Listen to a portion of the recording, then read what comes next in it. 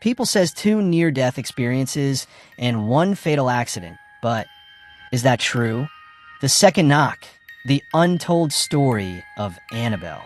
They say every cursed object comes with a story, but Annabelle, she doesn't bring a story, she brings a warning. Everyone knows that doll was kept inside a glass case, labeled "Do Not Touch."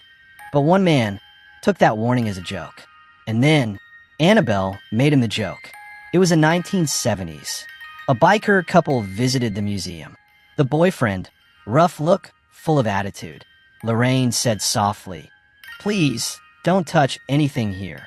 He laughed and walked straight up to Annabelle, tapped on the glass with his finger, tuck tuck, and said, "If you're real, do something." Lorraine's face turned pale.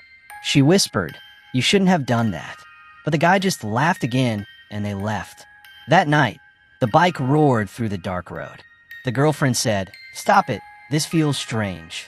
He replied, "Come on, what can a doll do to us?" And then he felt a cold breath near his neck. His lips moved, but no sound came out. The girlfriend screamed, "What's wrong?"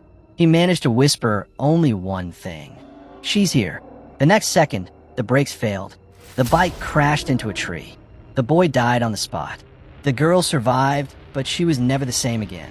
A few weeks later, a young priest visited the museum.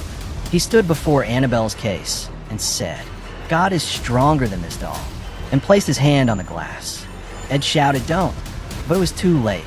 That night, the priest was driving home. The road was clear. Suddenly, the brakes failed. The car spun out of control and hit a tree. He survived, but when he regained consciousness, he told the police only one thing. Someone knocked twice from inside the trunk. Tuck tuck. Exactly 1 year later, same day, the same priest was driving again and met with another accident. This time, no one survived. When police inspected the car, the windshield was shattered.